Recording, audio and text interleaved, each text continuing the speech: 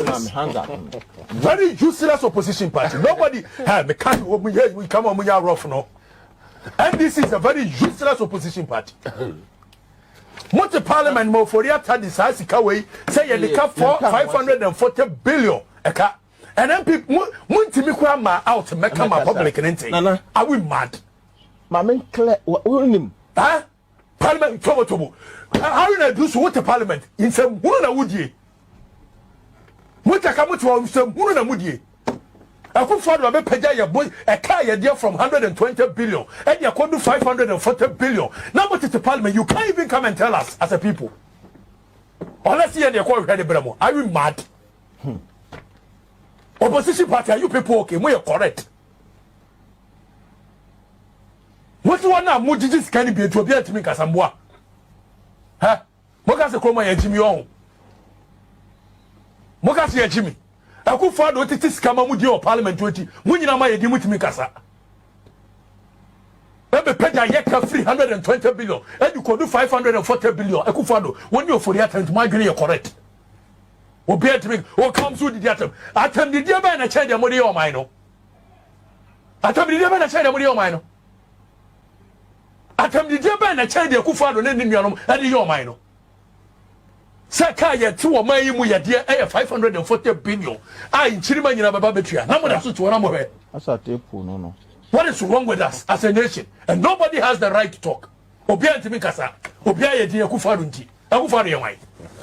Akufadu wire. Cannot for that wire. I'm with Timikasa. I am from Wokroma, cannot for that wire. Ha!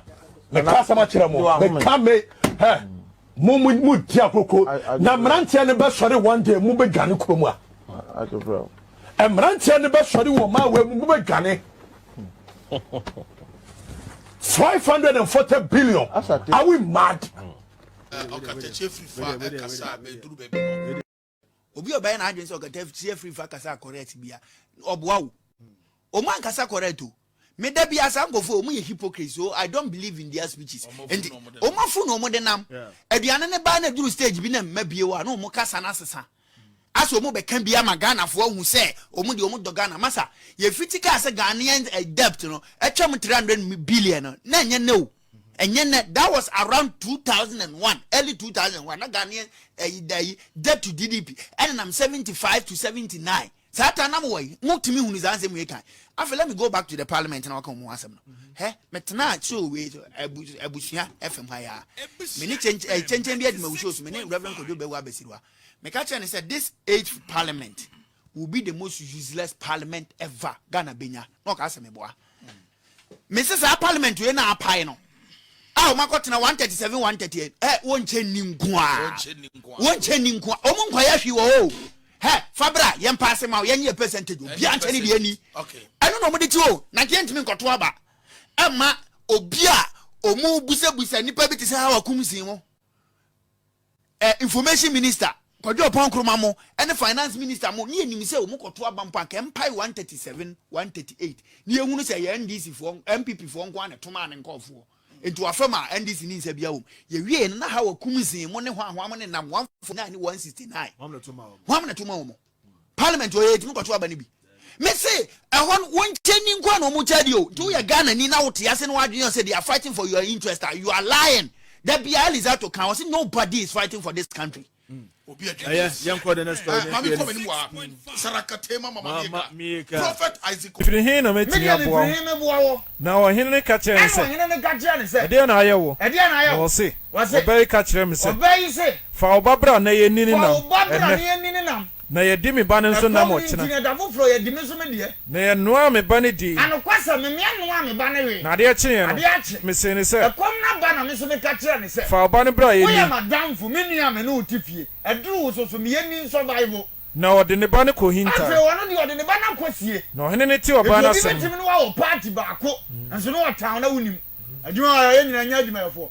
I don't know between the Drogo could ask me to be Capunia. Second case about Charles Richard. Second case, would you have a mistake? Second case, 624. Can see now ye. Ose. Hey. Na ohene ete ensem no. Ana ohene te ensem no. Osunsan ntade mu. Osuntade a cheni mu. Na oretwe mo fasu no. Otwa mo fasu no. Enkofo ne hye. Enkofo ne hye. Na ofrantuma. No frantuma ewo ase de e kata ne honam ani. No frantuma ase de na kata honam ani. Ana waka se. Se Sefad ba Eliza etiritua eso enedai no. Kenkan. Onyankopon nya mi yie. Say na onto ne so. Nanso na Eliza tinifie. Yes. Ne mpanimfo tete nchen. Na ohene ne suma onipa di nanim. Na abofo ne nya nyuru ne nchen no. Ono ara ka kire mpanimfo ne se. Samwa mahunu se owidini aba me so. Se o mefa metire. Monhwe. Se obofo ne ba monto ne punu mu. Avele odi ha. Ogi gama si. Bedi we yina. Aban we yade oye nya fe. Obi e ka bi. But not to this extent. Oh, eduabon na how? Not to that extent. Oh, okay. Ya wade wo e di hekuro na amoa yen. Oh, okay. Se wan peke nso de enye obi a me nkomo no no. Enye obi a sector bia. Another don't go ku for do ba nyo no kwa na ebu man no. Ye won kro bebrebe NDC for ye MP ho. Omunyina asoso so na ye yie. Edian ye nka wo bo no watirem. MP bia o MPP. No mpesa de papa ko so ta papa no wo pia no. Ye o NDC. Awon so aye no so ye opponent nti o ye da mo amane ma nkoso ne ehuru papa ne nkanko. Munya nananom sanyam na mokan ya. Mo dane eguo. Eno de kamtia kunam me fidi. Emo say your man ntokwa na wo ko. Enome wo hene wo adwene mu mpo. Men no me wo hene e wo wadwene mu. Na enome odefo e wo da bichire. Odefo so men no me ne da bichire. Na ewiem no ma ede ne beko. Na ba sa ewiem no ma fa voice no. Na ntakrabo aka asem no. Na ntakrabo ne be di asem no. Ecclesiastes 10:20. Read that verse again for me.